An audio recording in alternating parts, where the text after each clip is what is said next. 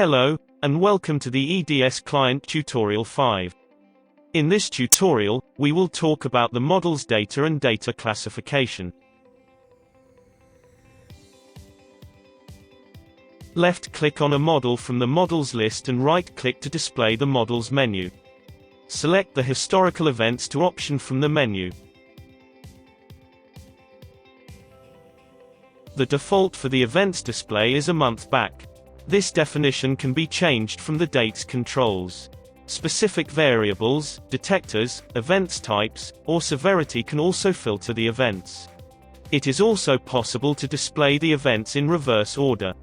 For the selected events, we have a sum table both for system and user classification.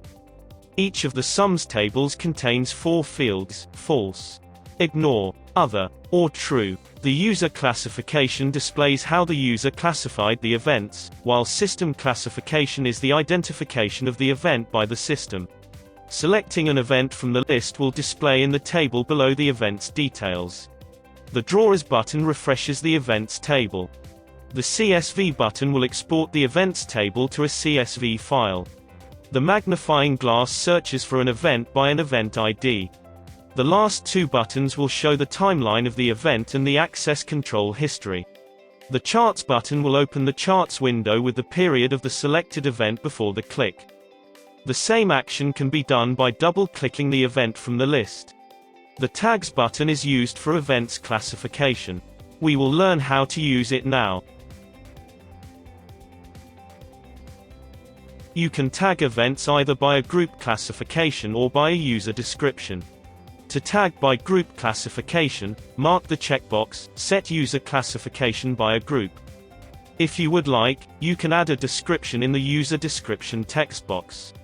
To classify the event manually, uncheck the Event Group Classification checkbox, fill the User Description box and select one of the 4 buttons on top.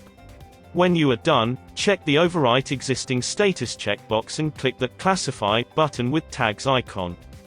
The event is now classified.